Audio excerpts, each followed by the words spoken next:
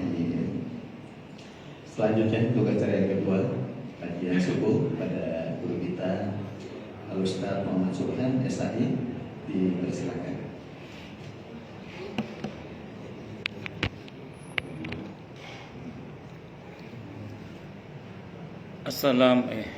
Belum masuk. Assalamualaikum warahmatullahi wabarakatuh. Bismillahirrahmanirrahim. Alhamdulillahi rabbil alamin. Wa bihi nasta'inu ala umurid dunya waddin. Wassalatu wassalamu ala asyrafil anbiya'i wal mursalin, Sayyidina wa habibina wa syafi'ina wa qurrati a'yunina wa maulana Muhammadin wa ala alihi wa ashabihi wa dhurriyyatihi ajma'in, amma ba'd. Ashhadu an la ilaha illallah wa ashhadu anna Muhammadar Rasulullah wa ufawwidu amri ilallah. Innallaha basirum bil ibad. Hasbiyallahu la ilaha illa huwa alaihi tawakkaltu wa huwa rabbul arsyil azim. Qala Allah ta'ala fi kitabihil karim hikayatan an nabiyillahi Musa alaihi salam. Rabbi shrah li sadri wa yassir li amri wahlul 'uqdatam min lisani yafqahu qawli. Para alim, para asatid, para asatidah, para sepuh, para bini sepuh, para tokoh masyarakat, hadirin hadirat sekalian, hafizani wa hafizakumullah, bil khusus segenap pengurus Musholla Al-Alif yang semoga pengurusnya dan jamaahnya selalu dalam naungan rahmat, barokah, perlindungan serta bimbingan Allah Subhanahu wa ta'ala. Amin Allahumma amin insyaallah. Allahumma inna nas'aluka ilman nafi'a wa rizqan thayyiba wa amalan mutaqabbala wa fatahallahu lana futuhal arifin. Allahumma inna na'udzubika min ilmin la yanfa' wa amalin la yurfa' wa qalbin la yakhsha' wa du'a la yusma'. Allahumma ati anfusana taqwaha wa zakkiha anta khairu man zakkaha anta waliyuha wa maulaha. Amin Allahumma amin insyaallah. Sekarang ayat ini dan baca aja. Apa? 3 Sekarang 30-nya sekarang. Sekarang 30 napa 31? 3 sama ini. Al-Baqarah ayat 30. A'udzu billahi samii'il 'aliim minasy syaithaanir rajiim. Wa idh qala rabbuka lil malaa'ikati inni jaa'ilun fil ardi khalifah. Qalu ataj'alu fiha man yufsidu fiha wa yasfiku ad-dimaa' wa nahnu nusabbihu bihamdika wa nuqaddisu lak. Qala inni a'lamu ma la ta'lamun. Wa idh qala rabbuka lil malaikati, dan ingatlah ketika Rabb kalian, Rabbmu, Tuhanmu Allah telah berfirman lil malaikati kepada para malaikat. Apa kata Allah? Inni ja'ilun fil ardi khalifah. Ini sungguhnya aku ja'ilun adalah zat yang menjadikan fil ardi di muka bumi ini khalifatan, seorang khalifah. Jadi Allah hendak menjadikan atau menciptakan di muka bumi ini khalifah. Qalu, para malaikat bertanya. Ini bukan membantah, tapi bertanya, karena malaikat tidak mungkin durhaka kepada Allah. Mereka berkata, ataj'alu fiha may yufsidu fiha wa yasfikud dima. Khalifah itu sendiri maknanya bisa berarti pemimpin, pengelola, tapi dia juga bisa berarti sebagai pengganti. Ada banyak penafsiran dalam hal ini. Ibnu Katsir menjelaskan di antaranya dalam kitab Qisasul Anbiya itu bahwa sebelum Nabi Adam diciptakan di muka bumi ini sudah ada khalifah sebelumnya dari kalangan Banul Jan. Jadi sebelum Nabi Adam itu sudah ada khalifah di muka bumi ini namanya Banul Jan, anak cucunya jin. Cuman mereka kerjaannya memang bikin kerusakan. Akhirnya mereka diusir ke dimensi lain. Ada yang mengatakan diusir ke daerah perairan. Pokoknya nggak lagi menjadi khalifah di muka bumi. Inni ja'ilun fil ardi khalifah. Ada yang mengartikan ya pemimpin tadi itu. Ya, tugas kita ini ya tidak hanya sebagai hamba, yang utama sebagai hamba, tapi lebih dari itu Allah kasih kita mandat untuk menjadi khalifah, pengelola bumi ini.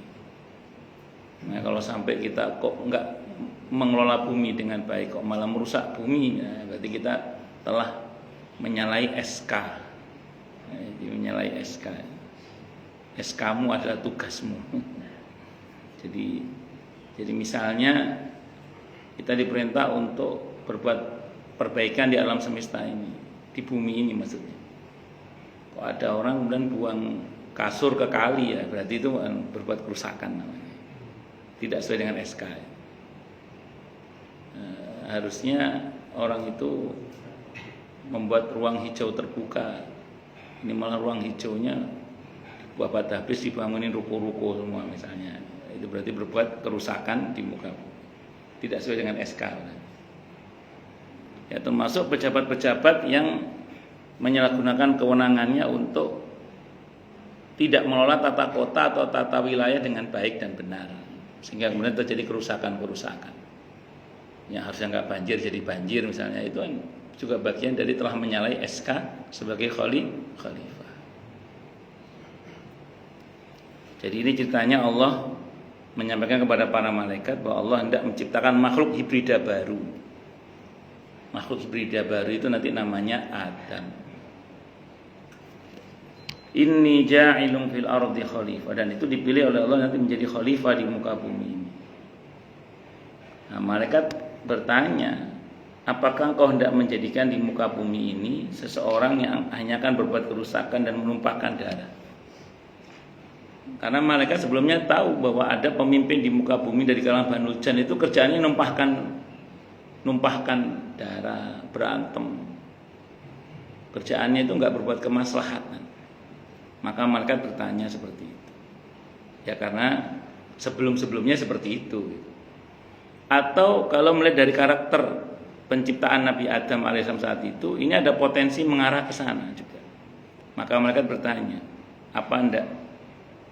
Bukan apa enggak salah kalau malaikat, karena malaikat tidak mungkin durhaka sama Allah. Jadi napa panjenengan itu bukan dalam konteks untuk membantah, tapi semata-mata memang malaikat itu ya pengen tahu. Ataj'alu fiha may yufsidu fiha wa yasfikud dima. Nah, sementara malaikat menyatakan wa nahnu nusabbihu bihamdika wa nuqaddisu lak.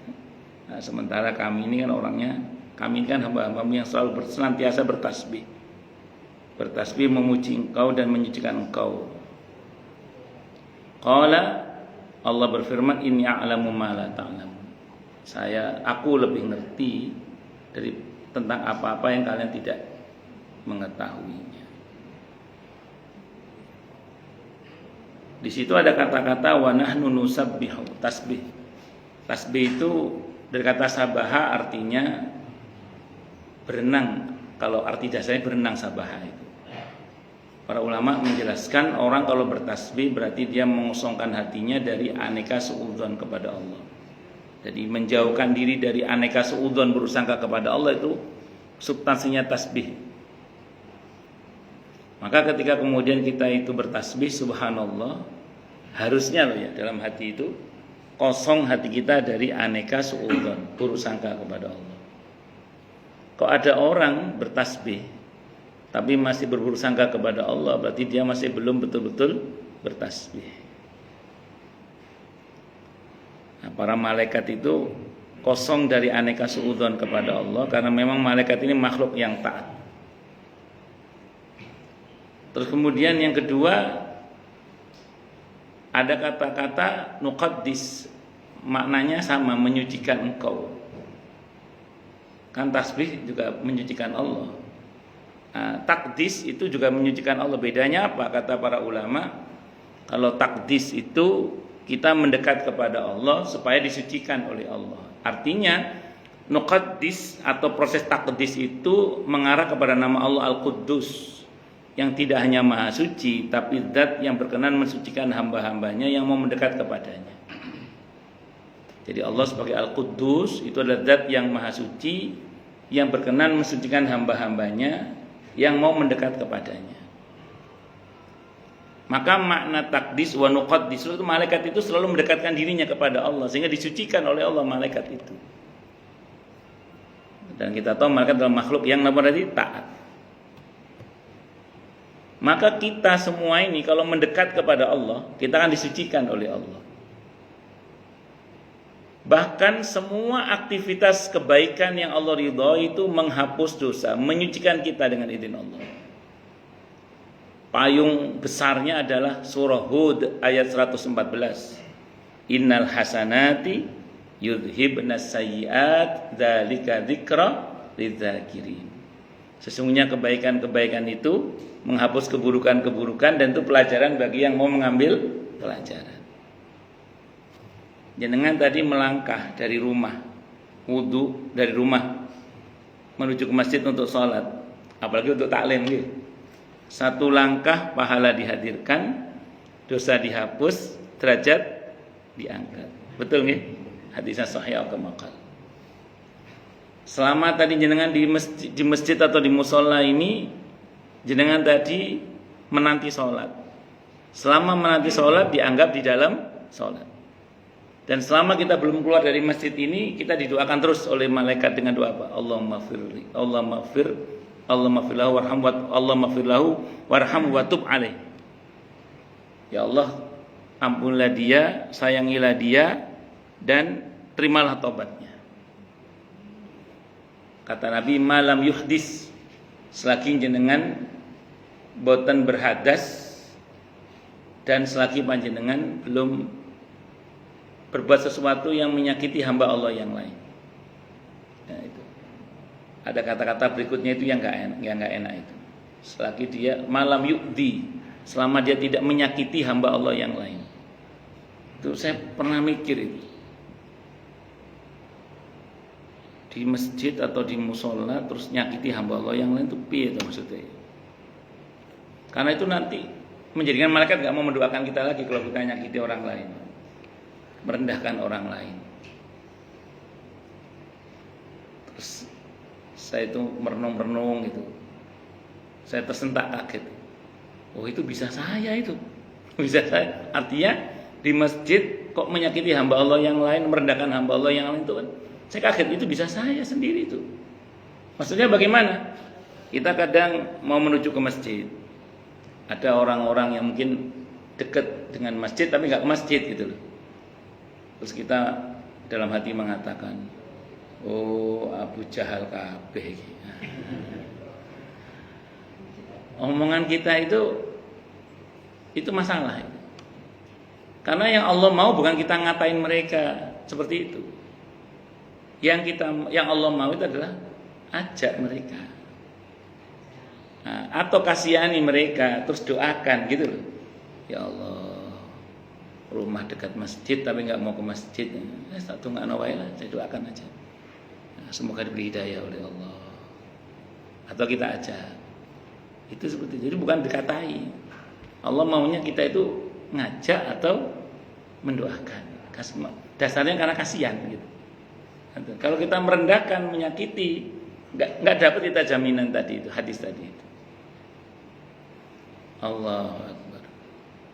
Nah, terus kemudian begitu kita masuk ke masjid atau ke musola, kita ketemu dengan orang-orang yang amaliyahnya itu macam-macam. Bahkan sebagian masjid atau musola kan amaliyahnya mau macam. Sebagian kita sepakat, sebagian kita tidak sepakat.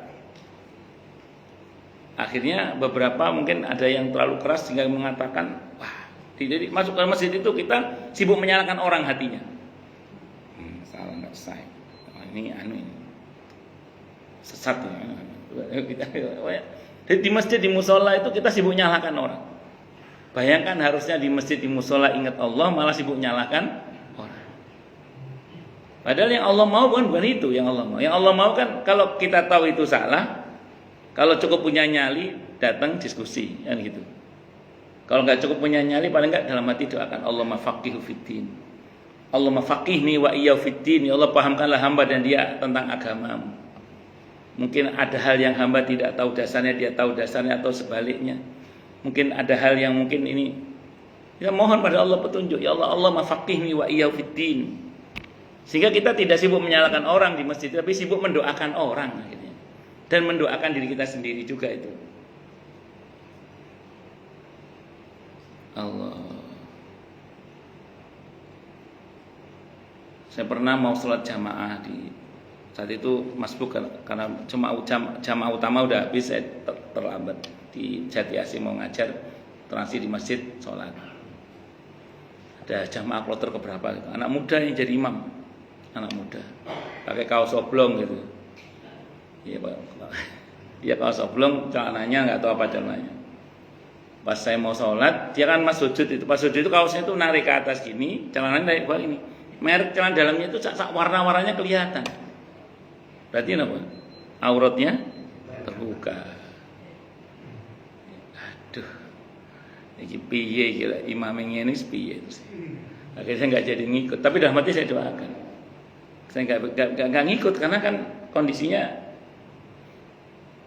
untuk dirinya saja batal, gimana untuk makmumnya kan gitu. Kalau kan imam itu apa yang sah untuk dirinya maka sah juga untuk makmumnya, itu teorinya Imam Ahmad. Walaupun ada beberapa yang agak keras dikit, tapi intinya itulah. Nah terus kemudian saya kalau ngikutkan, tapi saya nggak boleh merendahkan. Kenapa? Justru harus kasihan. Aduh kasihan. Nah, mau saya tegur lagi sholat. Akhirnya ya saya doakan Allah hadani Allah wa iyyahu. Semoga Allah berikan hidayah kepada saya dan dia Allah mafaqihni wa iyyahu fiddin. Nah, saya sholat zuhur, habis sholat zuhur saya noleh udah hilang orangnya. Ya wis. Nah, itu sikap karena kita makmum tidak boleh bermakmum kepada imam yang kita secara zahir nggak nyaman. Itu makruh. Nah, di samping kalau apalagi dalam pertimbangan ilmu kita batal. Tapi sikap menghina, merendahkan itu menyakiti hamba Allah. Nah, itu bisa membatalkan doa kita itu. Membatalkan doanya malaikat itu. Selama tidak malam yuhdis wa malam yukti. Selama tidak berhadas dan selama tidak menyakiti hamba Allah yang lain. Nah, jadi saya sering membuat analogi sederhana untuk mudah memahami aja. Ada orang datang ke rumahnya Pak Haji Hajar misalnya, pas dalam perjalanan ada keperluan ke beliau. Sampai depan rumah, cucunya Pak Haji Hajar lagi main. Namanya anak kecil kan kadang mainnya agak gimana gitu. Dimarahi sama calon tamunya Pak Haji Hajar. Kamu dimarahi anak kecil. Pak Haji Hajar ngelihat dari dalam gitu. Orang itu ngapain memarahi cucu saya? Cucu saya kok dimarah-marah, dimaki-maki. Padahal orang itu lagi ada keperluan sama Pak Haji Hajar. Begitu sowan ke Pak Haji Hajar, kira-kira gimana Pak Haji Hajar ngasih nggak kira-kira itu? Enggak loh, cucunya dimaki-maki.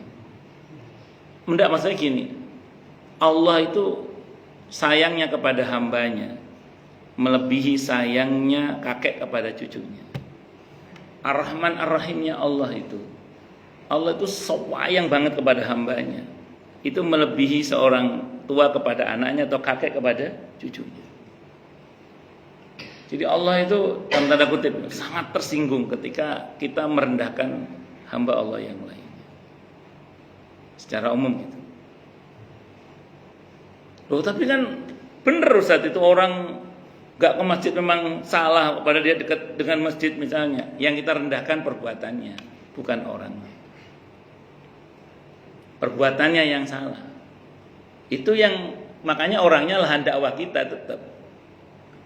Maka kata para ulama, yang kita rendahkan itu maksiatnya, bukan pelaku maksiatnya. Pelaku maksiatnya itu lahan dakwah kita, gitu loh. Bisa dimengerti nggak, Bapak? Nah, jadi maksiatnya kita rendahkan. pelaku maksiat itulah dakwah kita. Harusnya kita kasihan. Aduh, kasihan orang itu. Sudah tua, bukannya tambah dekat ke masjid, ke musola, malah main kartu terus. Misalnya. Duh, kasihan itu.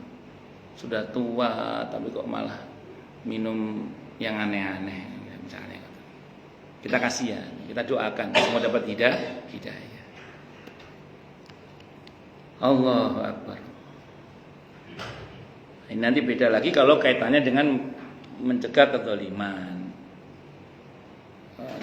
Kita cegah kezalimannya dengan, dan untuk mencegah itu terpaksa kita kaplok orangnya, itu persoalan lain itu nanti.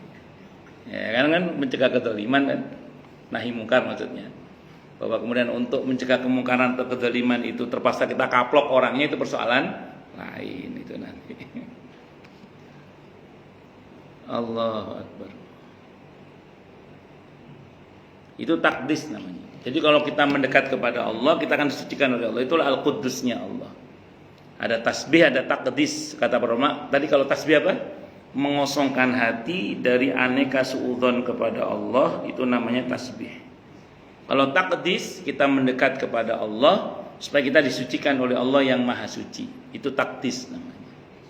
Wa nahnu nusabbihu bihamdika wa nuqaddisu lak. Walaupun ada yang menafsirkan nusabbih itu maknanya sholat. Makanya di Al-Quran itu ada banyak ayat yang berkaitan dengan tasbih itu ditafsirkan dengan maknanya adalah sholat. Kita sholat sendiri, kita tadi sholat itu di dalam hadis yang dikutip oleh Abu Nuaim dalam kitab Hulyatul Auliya. Hadisnya sahih kama qal. Saya baca dalam Sahih Fadilah Amal, sebutkan bahwa orang kalau sholat itu dosanya taruh di pundaknya. Jadi kalau dia rukuk, berguguran itu dosanya. Dia sujud, berguguran itu dosanya. Jadi kalau kita rukuk, dosa berguguran. Makanya yang tumakninah. Jangan sampai gini, nggak jadi jatuh nanti dosanya. Kalau kita rukuknya gini kan nggak jadi jatuh nanti dosanya. Ya, tumakninah sebentar. Ya, tidak sujud terus gitu.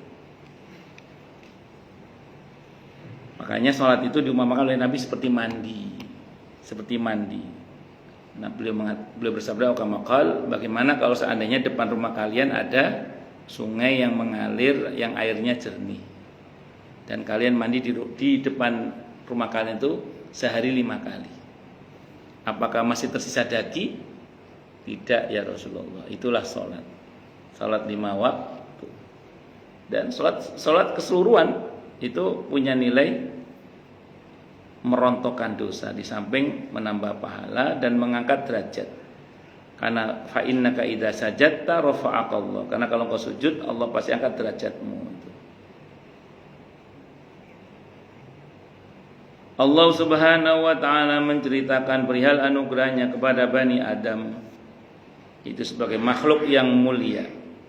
Mereka disebutkan di kalangan makhluk yang tertinggi, yaitu para malaikat sebelum mereka diciptakan. Untuk itu Allah Subhanahu wa taala berfirman, "Wa idz qala rabbuka lil malaikah."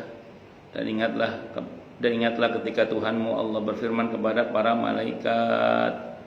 Kita ini disuruh mengingat-ingat apa yang kita tidak ingat, atau mungkin kita lupa, atau mungkin kita tidak tahu. Maka ayat ini memberitahukan kepada kita betapa sebenarnya kita sebagai Bani Adam itu adalah makhluk yang dimuliakan oleh Allah, bahkan di hadapan para malaikat. Syekh Syari As-Saqati rahimahullah mengatakan manusia itu kalau sudah mulia, kemuliaannya melampaui para malaikat. Tapi kalau hina, bahkan manusia itu bisa lebih jubahat daripada iblis. Kalau Al-Quran menyatakan ulaika kal an'ami bal hum adall. Mereka seperti binatang, bahkan lebih bejat daripada binatang. Malaikat bisa kalah kemuliaannya dengan manusia. Mana dasarnya Ustaz? Kalau Nabi nggak usah kita bahas, karena Nabi sudah jelas lah ya.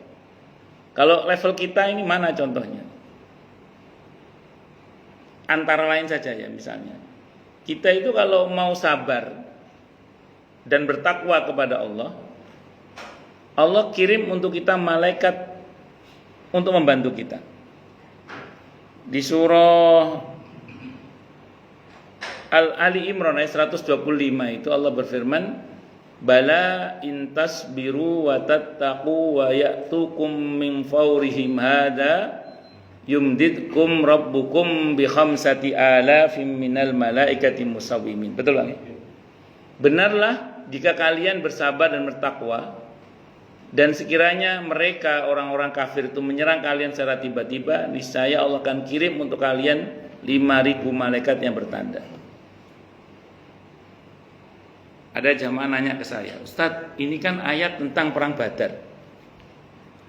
Apakah ayat ini masih berlaku sampai sekarang?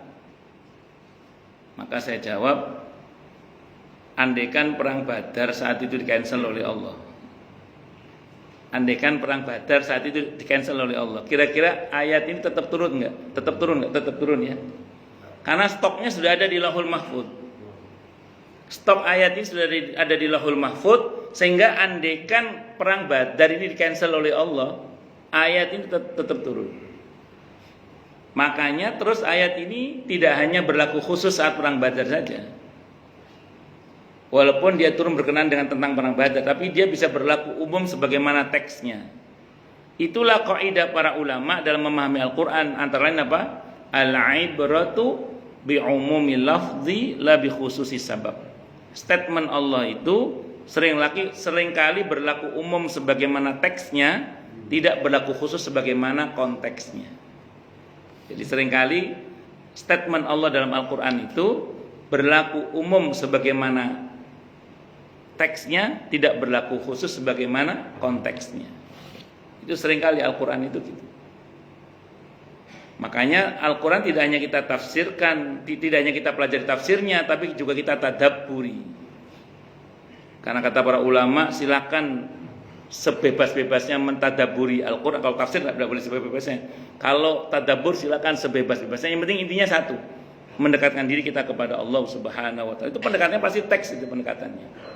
Karena kalau kita bicara konteks, ya sudah terpaku di situ aja. Tapi ternyata tidak.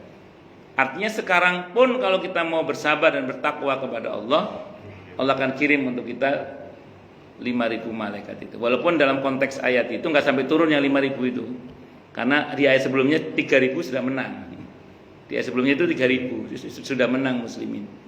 Artinya kita dibantu oleh malaikat. Jadi malaikat itu turun untuk melayani kita gitu loh. Jadi bahkan malaikat turun untuk melayani kita.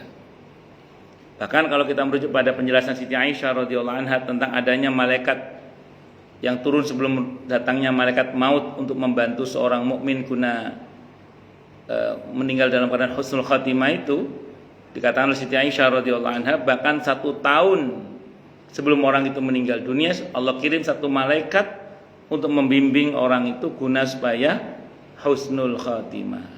Itu kata Siti Aisyah radhiyallahu anha, dikutip riwayatnya oleh Imam Al-Qurtubi dalam kitabnya At-Tadhkirah. Ada di situ. Allahu Akbar. Jadi malaikat itu kerjanya melayani kita. Kalau kita lebih mulia dari malaikat. Jadi, tapi dengan catatan tadi itu, kita mau bersabar dan bertakwa antara lainnya. Atau istiqomah dalam keyakinan Rabbunallah. Sebagaimana yang Allah bilang dalam Al-Quran di surah Hamim As-Sajdah Fussilat ayat 30 itu. Innal ladzina qalu rabbunallah tsumma istaqamu tatanazzalu alaihimul malaikatu alla takhafu wa la tahzanu wa abshiru bil jannati allati kuntum tu'adun. Lanjut. Allahu Akbar. Jadi kita suruh ingat kita ini keturunan yang mulia sebenarnya. Nah, maka jaga kemuliaan dengan takwa, jaga kemuliaan ini dengan ilmu, dengan iman, supaya kita betul-betul dimuliakan oleh Allah Subhanahu wa taala. Ustadz, emang sih kita keturunan yang mulia, tapi masalahnya kan Nabi Adam punya anak Qabil yang pembunuh itu. Berarti kita keturunan pembunuh juga dong Ustadz. Nabi Nuh punya putra yang namanya Kan'an. Jangan-jangan kita ini anaknya Kan'an juga. Saya baca dalam kitab Qisasul Anbiya Ibnu Katsir, beliau mengutip beberapa riwayat yang intinya satu. Nabi Adam itu walaupun keturunannya banyak, ada yang mengatakan Ibu Hawa itu melahirkan sampai 70 kali.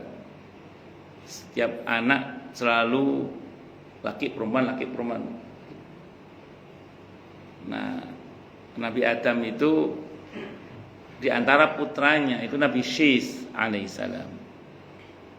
Semua putra Nabi Adam tidak ada yang punya keturunan yang melanjutkan terah Nabi Adam kecuali dari jalur Nabi Syis alaihissalam. Jadi tenang Pak, kita bukan keturunan Kopil Pak, tenang aja.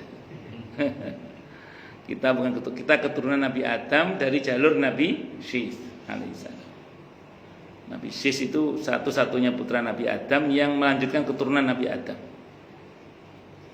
Nanti sampai terjadi macam-macam kedurhakaan, puncaknya banjir bandang Nabi Nuh, semuanya mati termasuk Kan'an kan. Setelah itu tidak ada lagi keturunan, setelah itu tidak ada lagi manusia kecuali dari keturunan Nabi Nuh alaihissalam. Jadi kita ini, di darah kita ini mengalir darahnya orang-orang soleh. Paling tidak generasi awal yang utama itu Nabi Adam alaihissalam, Nabi Syis alaihissalam, dan Nabi Nuh alaihissalam. Jadi kita ini keturunannya Nabi Pak. Kata para ulama ini untuk mengingat-ingat saja bahwa di darah kita ini mengalir darah orang-orang baik. Berarti kita ini kita punya kesempatan berpotensi menjadi orang baik. Maka sama kalau kita lihat saudara kita kayak untuk wablok kayak pol-polan, ketahuilah dia keturunan Nabi Adam, keturunan Nabi Syis, keturunan Nabi Nuh. Ada kemungkinan dia bisa menjadi orang baik. Karena beberapa sahabat Nabi itu kan masuk Islam di puncak kekafirannya. Kita itu jangan mengatakan gak mungkin dia masuk Islam. Oh, jangan dikira. Karena beberapa sahabat Nabi radhiyallahu anhum itu masuk Islamnya bahkan di puncak kekafirannya. Contohnya siapa Ustaz? Sayyidina Umar radhiyallahu anhu. Itu masuk Islam ketika beliau hendak membunuh yang mulia Nabi kita Muhammad sallallahu alaihi wasallam. Nabi sebelumnya berdoa sebelumnya, Allahumma ya Allah, jayakanlah Islam ini dengan Amr bin Hisham atau Umar bin Khattab. Ternyata yang Allah pilih Umar bin Khattab. Amr bin Hisham itu Abu Jahal itu. Abu Jahal, Abu Lahab, Abu Qasas. Nah, ini Umar bin Khattab radhiyallahu anhu masuk Islam. Ibunya Abu Hurairah radhiyallahu anhu itu juga sama. Masuk Islam di saat Abu Hurairah udah capek dengerin ibunya tiap hari memaki-maki Rasulullah Muhammad sallallahu alaihi wasallam. Dalam hadis Sahih Muslim. Maka dikatakan ummah ya Rasulullah, ibuku wahai Rasulullah, au kama qala. Nyapa ibumu? Saya udah capek ya Rasulullah, bahasa ini mafhum riwayat ya. Dengar ibu saya tiap hari memaki-maki engkau. Doakanlah ibu saya dapat hidayah ya Rasulullah. Nabi doa, Allahumma hdi umma Abi Hurairah. Ya Allah, ya Allah berikanlah hidayah kepada ibunya Abu Hurairah. Kama qala, belum turun tangan Nabi kita Muhammad SAW, Abu Hurairah udah lari menemui ibunya. Ternyata ibunya sedang mandi. Antar saya menghadap ke Rasulullah Muhammad SAW. Kan khawatir maki-maki Rasulullah kan? Buat apa Ummah? Aku mau masuk Islam. Masya Allah. Di masuk Islam itu di saat Abu Hurairah capek melihat sikap ibunya itu hari-hari maki-maki Rasulullah Muhammad sallallahu alaihi wasallam. Kalau Allah berkehendak, beberapa orang bahkan meninggal. Beberapa orang justru masuk Islam itu di puncak kekafirannya. Allahu Akbar. Pun.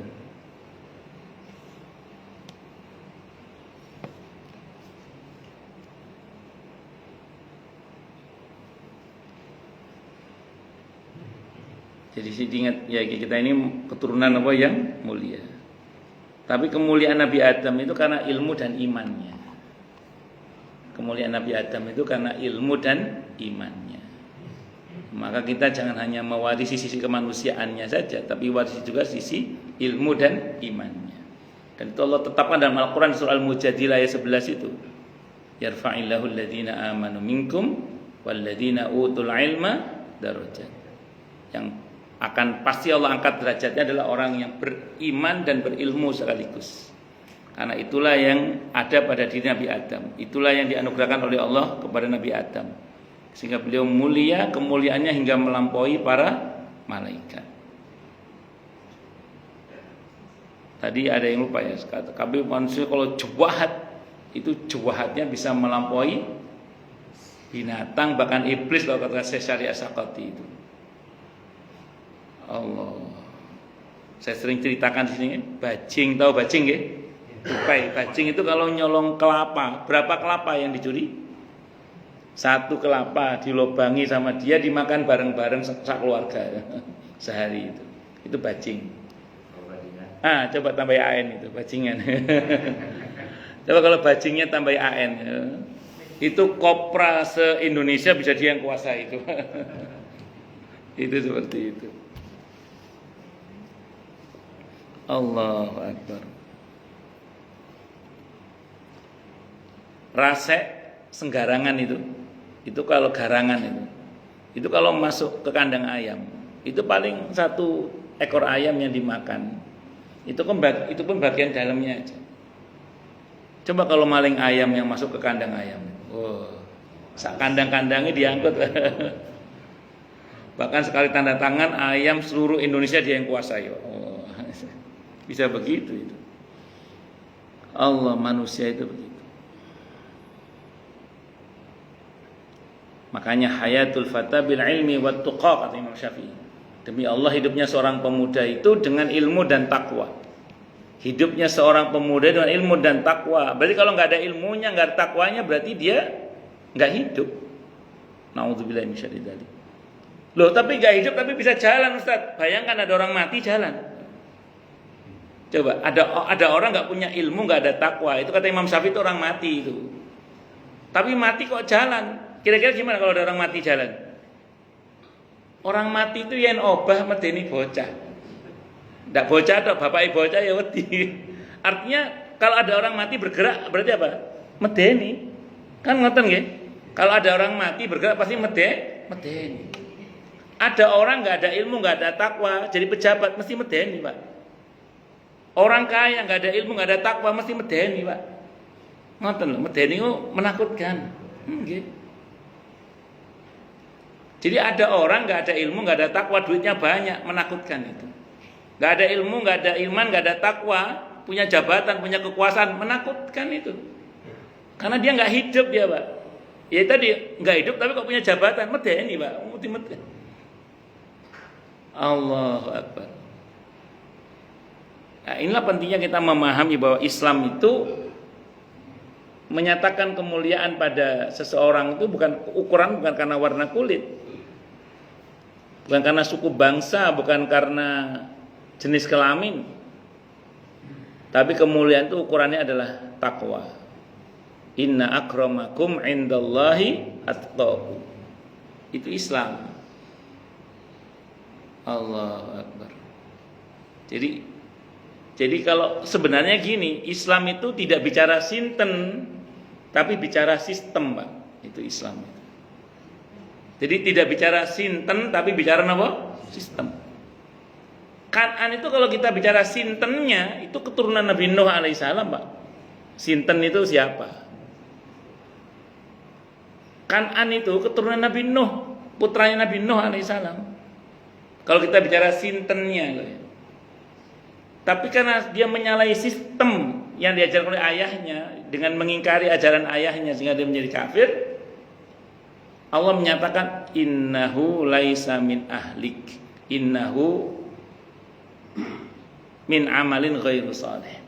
Dia bukan anakmu karena amalannya enggak bagus, enggak sinkron sama amalan bapaknya. Walaupun keturunannya, tapi karena enggak cocok sama bapaknya, kata Allah dia bukan dari keluarga. Tapi walaupun kita nggak punya hubungan darah, Pak, tapi kalau kita amalnya cocok sama Rasulullah Muhammad SAW misalnya gitu, nggak usah khawatir, Pak. Insya Allah kita termasuk, semoga dalam satu rombongan bersama dengan Rasulullah Muhammad SAW. Amin Allahumma amin. Ya, karena dalam Islam itu yang dilihat bukan sinten tapi apa? Sistem tadi itu, mekanismenya. Kemuliaan itu juga dari situ, Pak. Allah.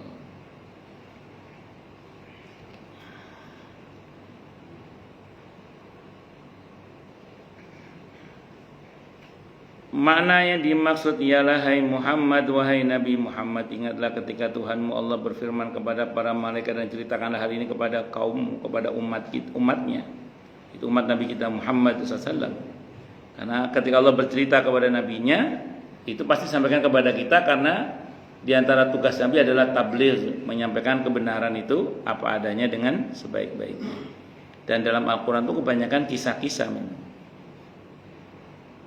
Ibnu Jarir meriwayatkan dari salah seorang ahli bahasa, yaitu Abu Ubaidah, bahwa lafaz id dalam ayat ini merupakan huruf zaidah, tambahan, dan bentuk lengkap kalimat ialah waqala rabbuka, dan telah berfirman siapa Tuhanmu, tanpa menggunakan id. Jadi ada kalanya itu dianggap sebagai huruf zaidah. Ini makanannya ulama, bukan makanan kita ini. Pendapat tersebut dibantah oleh Ibnu Jarir atau Bari rahimahullah. Menurut Al-Qurtubi rahimahullah, semua ahli tafsir pun membantahnya, hingga Az-Zujaj mengatakan bahwa pendapat tersebut merupakan suatu tindakan kurang ajar dari Abu Ubaidah. Inni ja'ilun fil ardi khalifah. Ya, biasalah ulama saling mengkritik, saling tidak sependapat, kadang bahasanya memang agak keras. Tapi yang berhak begitu itu ke ulama yang lain, harus sesama ulama. Kalau kita jangan ikut-ikutan. Ada ustadz gak cocok berantem, kita jangan ikut-ikutan itu. Ya biar aja ustadznya berantem, kita nggak usah berantem. Ada kiai, ada ulama, kadang antar ulama berantem, itu biasa. Kita nggak usah ikut-ikutan. Karena kalau ada macan tarung, kucing ikut-ikutan itu malah repot. Allah, saya dulu diajari, antar lek ono kiai atau ulama gak cocok, sing berhak negur ya padha-padha ulama. Kini wong awam menengah wis apa ngono. Nah, tapi memang ada hikmahnya ya, ada hikmahnya. Dulu ketika Timur Tengah di zaman sahabat, di zaman tabi'in, terutama pasca terbunuhnya Sayyidina Utsman bin Affan radhiyallahu anhu, ibu kota sampai dipindah ke Kufah, kan, ke Irak. Zaman Sayyidina Ali bin Abi Thalib radhiyallahu anhu. Itu karena saking sudah tidak amannya kota Madinah. Karena di dalamnya itu macam-macam. Apa di antara hikmahnya itu? Di antara hikmah tidak amannya Mekah Madinah saat itu, ini diantara hikmahnya. Walaupun kita tetap gak setuju dengan tindakan itu, tapi hikmahnya adalah apa? Islam jadi nyebar kemana-mana. Andai kan Mekah Madinah tentrem, adem, ayem, gak ada masalah apa-apa, barangkali yang Islam cuma orang sekitar itu aja, Pak. Tapi barokahnya, barokah, hikmahnya dibalik berantemnya orang di dalam itu, akhirnya Islam nyebar sampai kemana-mana, sampai ke kita ini, dengan izin Allah Subhanahu wa ta'ala. Itu namanya setan salah program. Itu Baghdad digilas habis oleh Genghis Khan, suku Tartar, Mongol. Tapi jangan lupa, Islam menyebar ke Sadr Jagat itu juga melalui pasukan Mongol itu. Jadi ada buku yang judulnya Mongol sebagai bangsa penghancur peradaban Islam, tapi sekaligus yang menyebarluaskan Islam. Karena anaknya Genghis Khan itu kan butuh belajar, Pak. Nah saat itu tidak ada guru kecuali agamanya Islam di Baghdad itu. Akhirnya yang ngajari anaknya Genghis Khan itu ya guru-guru yang beragama Islam. Sehingga salah satu ada beberapa anaknya Genghis Khan itu yang masuk Islam. Di antaranya namanya Joshi itu masuk Islam. Itu yang menyebarkan Islam dengan kekuasaannya itu, dengan izin Allah. Jadi bapaknya menghancurkan Islam, anaknya malah menyebarkan Islam. Termasuk sampai ke India segala itu. Termasuk sampai ke kita ini dengan izin Allah. Jadi di balik apa yang Allah buat pasti ada hikmahnya. Dan di antara hikmahnya yang menyebar luasnya Islam itu di antaranya. Timur Tengah gonjang-ganjing sampai sekarang itu barokahnya itu Pak, itu banyak orang-orang Arab yang lari ke Eropa, terus kawin nikah sama orang-orang Eropa. Islam nyebar di Eropa. Yang lari itu pasti militan Pak, karena yang nggak militan nggak akan dikejar-kejar Pak. Yang dikejar pasti militan itu, lari ke Timur Tengah, lari ke Eropa, lari ke mana? Mau ngerabi wong Eropa, wong Arab kan anaknya warga bisa banyak. Makanya di Eropa kan Islam berkembang dengan pesat sekarang, masya Allah, alhamdulillah.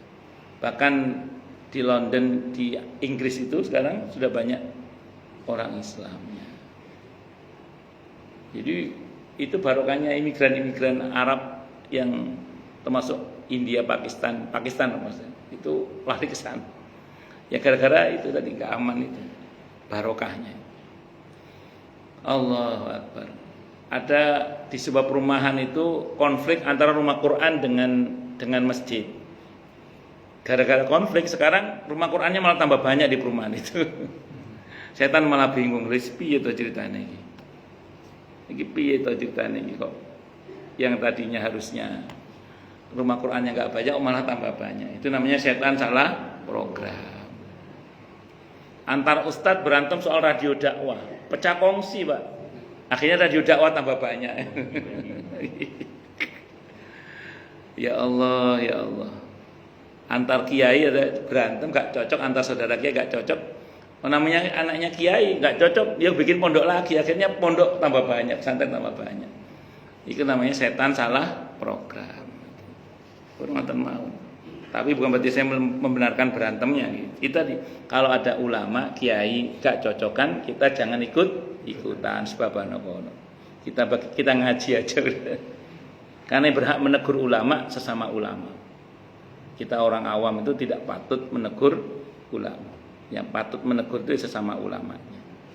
Paling ya kita itu nanya sekiranya apunten kiai kula kok bingung teng pola jenengan ini, maksudnya nopo to niki kok sampai ngeten niki. Itu seperti itu. Kok sampai gini ini gimana? Inni ja'ilun fil ardi khalifah. Ini sesungguhnya aku hendak menjadikan khalifah di muka bumi ini. Allah alam bisawab. Oke, monggo silakan yang mau tanya dulu deh. Tanya, protes, marah boleh silakan. Ya, silakan Bapak Ibu. Masalah yang lain boleh monggo kalau ada. Kalau nggak ada berarti jelas semua atau tidak jelas semua. Tafsir dari Al-Quran surat Al-Baqarah ayat 30 sudah jelaskan. Ya, silakan. Monggo tanya, protes, marah boleh. Waalaikumsalam warahmatullahi wabarakatuh. Oke.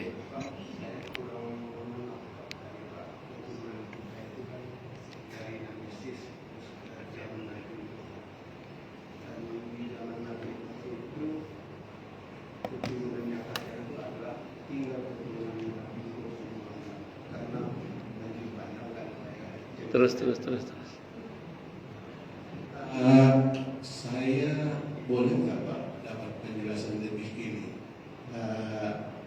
Apakah pandang yang terjadi di zaman itu menutupi seluruh dunia sehingga ada satu kesimpulan bahwa keturunan itu hanya tinggal keturunan Nabi Nuh, nggak ada lagi keturunan Nabi itu? Karena saya kaitkan dengan ilmu pengetahuan Pak. Kalau pandang seperti itu, kalau yang pertama lebih baik, nggak mungkin seluruh dunia ini tenggelam gitu, karena itu sudah dibuktikan beberapa kejadian ilmiah gitu. Itu mungkin Pak yang saya pertanyakan. Dan saya pernah baca kejadian Nabi Nuh itu, saya lupa ayatnya Pak, lupa ayat-ayat berapa gitu. Banjir bandang itu dengan hujan, bukan pecahnya glacier di kutub selatan dan utara. Dan banjir bandang itu juga terjadi mata air di sekitar Jazirah Arab itu. Jadi kalau banjir bandang itu ilmuwan yang menentukan Pak. Makanya kita kan disuruh mencari ilmu ini Pak. Kira-kira yang mungkin dapat kami ini kan seperti apa ya untuk penjelasan lebih lanjut. Demikian, wassalamualaikum warahmatullahi wabarakatuh. Waalaikumsalam warahmatullahi wabarakatuh. Saya tidak mengatakan bahwa kemudian banjir bandang itu seluruh dunia. Karena ayatnya juga tidak mengatakan demikian. Cuman memang di Al-Quran itu dikatakan bahwa setelah Nabi Nuh itu memang tidak ada lagi manusia kecuali keturunan Nabi Nuh. Jadi hierarkinya itu Nabi Adam tidak, kalau kita baca dalam Qisasil Anbiya ya, Nabi Adam itu sekian banyak keturunan itu, yang melanjutkan keturunan itu adalah Nabi Syis alaihissalam. Nabi Syis itu punya keturunan, di antara Nabi Nuh itu keturunan Nabi Syis. Nabi Nuh itu. Nah, nanti setelahnya itu kan yang selamat saat banjir bandang Nabi Nuh itu hanya orang yang ikut Nabi Nuh saja di perahu itu. Dan itu Nabi Nuh dan keluarganya serta umatnya yang tidak banyak itu saat itu. Nah, setelah itu tidak ada lagi keturunan manusia yang lanjut sampai detik ini, itu kecuali dari keturunan Nabi Nuh alaihissalam. Nah, manusia tentu pada saat itu kita baru generasi berapa itu? Ya paling kan cuman, saya membayangkan belum kemana-mana lah manusia itu kira-kira gitu. Yang manusia yang modern ya, bukan manusia yang purba. Kalau purba mungkin di Wonosobo juga ada kan itu saja.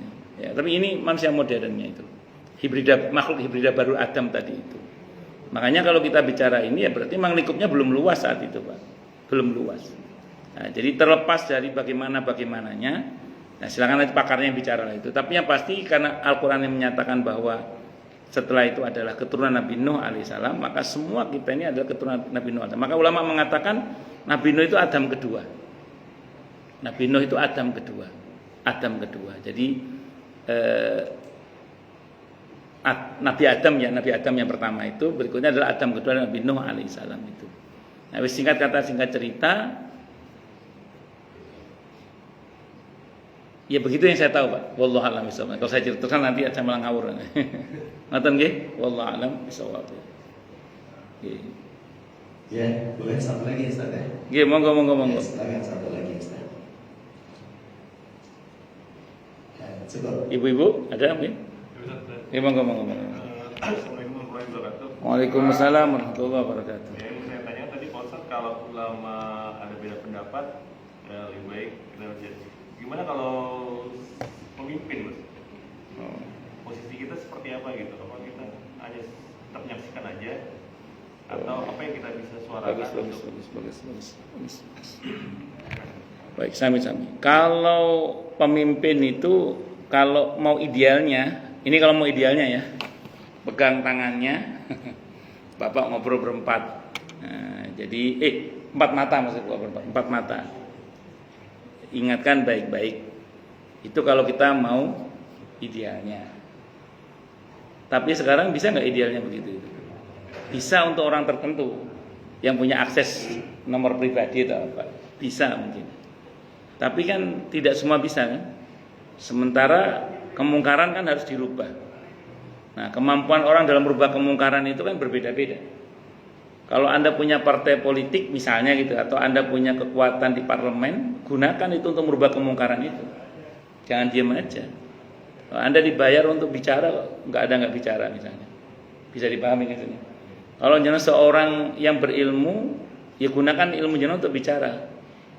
Di mana bicaranya? Tadi idealnya sih tadi berempat sih ngomongnya. Berempat mata, berempat terus, empat mata itu. Tapi kalau nggak bisa empat mata, ya terpaksa ngomong di yang bisa kita ngomong sesuai dengan medianya. Yang medianya apa? Kalau yang anggota DPR yang ngomong di parlemen. Kalau jenengan wartawan nulis.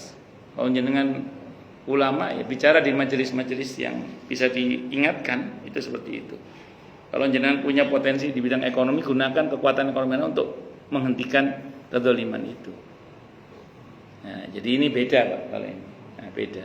Karena kemungkaran itu memang harus dihentikan. Hanya memang idealnya ya tadi itu sih. Enggak keluar-keluar di publik tapi secara pribadi.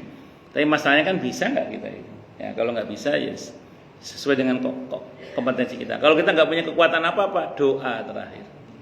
Doa itu. Itu seperti itu. Makanya kalau kita cukup ilmu dan cukup data, silakan disampaikan, tidak apa-apa. Kalau nggak cukup ilmu, nggak cukup data, jangan coba-coba ngomong. Nanti ngawur nanti ngomongnya. Itu seperti itu.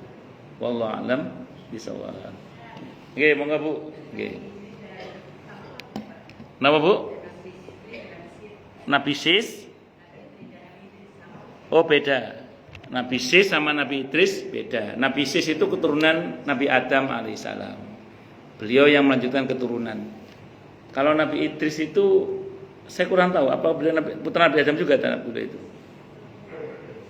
Nah yang jelas kalau di Qisasul Anbiya Nabi Idris nggak sempat nikah, beliau ada di langit keberapa sekarang, di surga bahkan beliau. Di Qisasul Anbiya itu kan ceritanya Nabi Idris itu, kalaupun beliau, saya nggak tahu, mohon maaf saya belum sempat baca tentang Nabi Idris apakah keturunan Nabi Adam atau bukan, tapi yang pasti Nabi Idris tidak melanjutkan keturunan beliau, karena sekarang beliau sedang berada di langit keberapa gitu ketika Nabi Mi'raj ketemu dengan beliau itu. Nah Nabi Idris itu tidak punya keturunan karena beliau saat ditawarkan mau mengambil hak bidadari di dunia atau di surga, beliau bilang saya di surga saja. Jadi beliau pilih di surga saja. Nah, kisahnya nanti bisa dibaca dalam Qisasul Anbiya itu ya, yang beliau ngomong sama malaikat, saya kok pengen tahu surga. Akhirnya diajak ke surga, terus merasa nyaman di surga, akhirnya gak mau keluar itu. Debat 3 malaikat surga, malaikat Ridwan, malaikat Malik, sama malaikat pencabut nyawa, malaikat maut. Nabi Idris mboten parang tinggal di surga. Itu di Qisasul Anbiya ya. Tidak boleh tinggal di surga karena harus mati dulu. Loh, saya tadi sudah mati, ini malaikat maut yang nyabut nyawa saya tadi. Saya sudah mati kok tadi. Tapi tidak boleh masuk surga kecuali melintasi neraka terlebih dahulu. Loh, tadi saya sudah lewat neraka kok tadi. Karena sebelum itu kan beliau pengen lihat neraka bagaimana, melintasi neraka. Ya gimana? Akhirnya sowan sama Allah, biarin aja lah. Tapi nggak pakai drama itu ya, yang sandalnya ketinggalan itu. Itu di Qisasul Anbiya tidak ada itu. Tapi di Qisasul Anbiya cuma gitu aja yang saya tahu. Tapi yang kan ada di cerita itu sandalnya ketinggalan, terus beliau action gitu ya, sendal ketinggalan, terus pulang, pengen balik lagi, dia ngambil sendalnya, terus nggak keluar lagi kan. Nah itu Nabi Idris. Makanya ketika bicara tentang Mi'raj itu, Isra Mi'raj itu maksud saya, itu kan Nabi sebelum Mi'raj sholat bersama dengan para Nabi itu, dengan arwahnya para Nabi dalam Sahih Muslim, dengan arwahnya para Nabi, dan kecuali beberapa Nabi tertentu yang memang masih hidup, termasuk Nabi Isa alaihissalam, Nabi Idris alaihissalam. Nah, ada yang mengatakan Nabi Khidir alaihissalam, walaupun Nabi Khidir ada perbedaan pendapat, karena ada yang mengatakan beliau sudah wafat, ada yang mengatakan beliau masih hidup. Nah, ada beberapa dalil yang berkaitan masalah ini, panjang diskusinya itu. Wallahu a'lam bishawab. Jadi Nabi Sis yang melanjutkan keturunan, kalau Nabi Idris buatan. Wallahu a'lam bishawab. Ya, baik, alhamdulillah, terima kasih Ustaz atas jawabannya buat kami semua. Jadi tanpa ilmu kita untuk menyempurnakan ibadah kita tentunya. Kami ingatkan sekali lagi Bapak Ibu sekalian, khususnya untuk warga Muslim Tabuni 2, bahwa setelah ini kita akan ada kerja bakti bersama untuk mempersiapkan tempat pelaksanaan pemotongan hewan kurban. Kemudian sebelum ditutup acara, kita akan meminta doa buat kita semua. Jadi persilakan. Asyhadu an la ilaha illallah wa asyhadu anna Muhammadar Rasulullah. Allahumma shalli wa sallim wa barik ala sayyidina maulana Muhammadin wa ala alihi wa ashabihi wa dzurriyyatihi ajmain. Alhamdulillahirabbil alamin. Ya dzal jalali wal ikram, ya hayy ya qayyum, ya arhamar rahimin, ya wadud ya ghafar, ya mujib da'awat. Allahumma inna nas'aluka bi annana nashhadu annaka antallah la ilaha illa anta al-ahad was-samad alladzi lam yalid wa lam yulad wa lam yakul lahu kufuwan ahad. Allahumma ighfir lana dzunubana wa li walidina wa li masyayikhina wa li ashabil huquqil wajibati alaina. Rabbana ighfir lana wa li ikhwanina alladzina sabaquna bil iman wa la taj'al fi qulubina ghillan lil ladzina amanu rabbana innaka ra'ufur rahim. Allahumma ya Allah, ampunilah dosa-dosa kami, dosa-dosa kedua orang tua kami, dosa-dosa guru-guru kami, dosa-dosa keluarga kami, dosa-dosa muslimin, muslimat, mukminin, mukminat, baik yang masih maupun yang sudah wafat. Allahumma ya Allah, jadikanlah kami semua termasuk orang-orang yang sukses dunia akhirat, selamat dunia akhirat, bahagia dunia akhirat, dan permudahlah setiap urusan kami ya Rabbi dini wa dunia wal akhirah. Ya Allah, limpahkanlah hidayah selalu untuk kami, tingkatkanlah selalu hidayah untuk kami, dan berikanlah hidayah untuk siapapun yang melihat kami. Ya